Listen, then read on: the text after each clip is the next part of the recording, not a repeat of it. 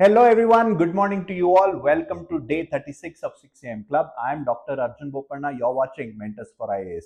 I hope all of you are doing really good. Today is Monday. Today is a fresh week. All of you should have an awesome week, guys.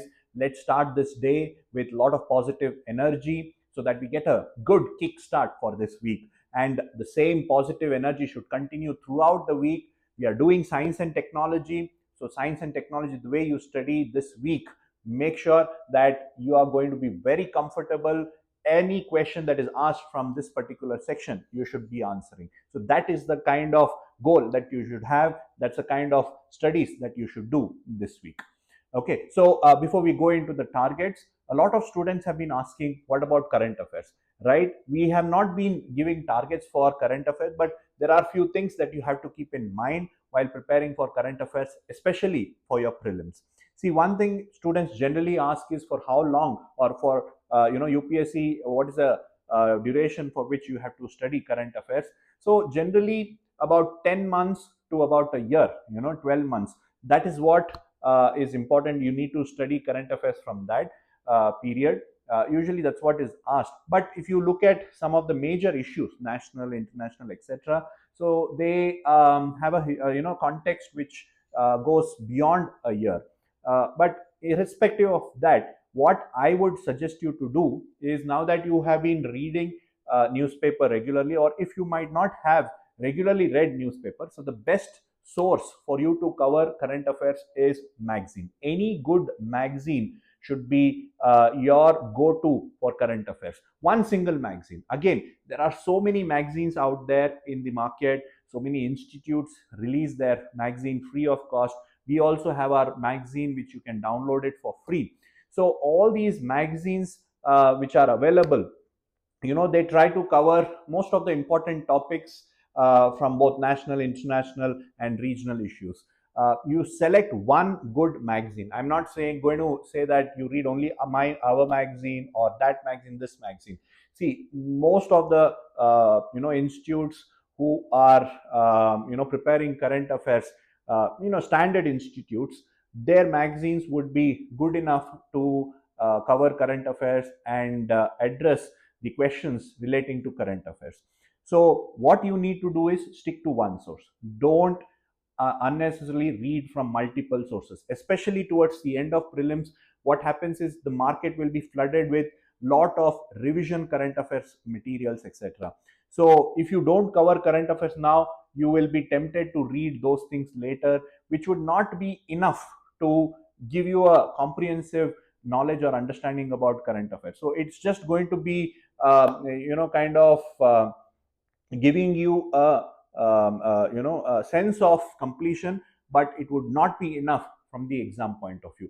So now is the time for you to cover the current affairs very systematically. So what you can do is, you can go back in backwards and cover 1 month at a time. See, for example, now finish off December current affairs, then once you finish December, finish November, then October, and so on. So this is how you are supposed to cover your current affairs.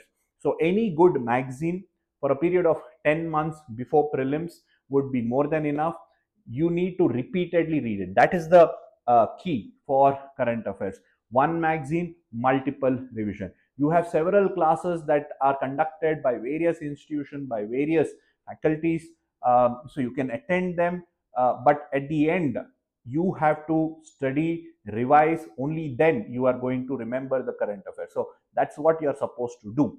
Now, should you read newspaper or continue to read newspaper, or just stick to magazine? Well, that's a very debatable issue, because if you are focusing only on prelims, current affairs magazine is more than enough. But if you are focusing, or if you want to also address the mains point of view, then newspaper, especially the editorials from the newspaper, is very, very important.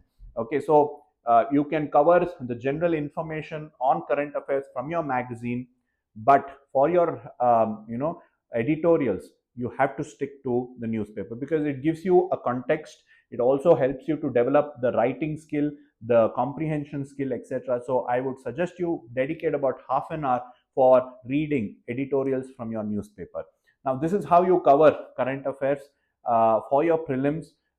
one single source and multiple revision. I'll repeat again, one single source for current affairs, multiple revision. The more you revise, the better you're going to remember the information relating to current affairs, right? So when the question is asked, when you see the options, you're able to remember. Otherwise, if you just read it once, I'm sure you will get confused in the examination when you see the options. So one single source, multiple revision, guys. I want you to comment in the section. Multiple time revision is a key for success for your current affairs, right? So with that, we'll move on to today's target. So yesterday we started with science and technology. So today in science and technology, the target for you is biotechnology. Make sure you finish biotechnology, various aspects of it, like recombinant DNA, the different types of biotechnology, the fuels associated with that, applications, all that you have to cover. You can download our revision material, which is very good for this particular section. So the module number is 29. Download this module free from our website. And at 8 o'clock, don't forget to take that test number 34. So give the test and see how you perform, what problems you have faced and challenges that you are facing, and address it, right? So with that, I will end today's session. Don't forget to give time for your health, mental, physical, and emotional well-being. I shall see you again tomorrow at 6 o'clock. Have a wonderful day.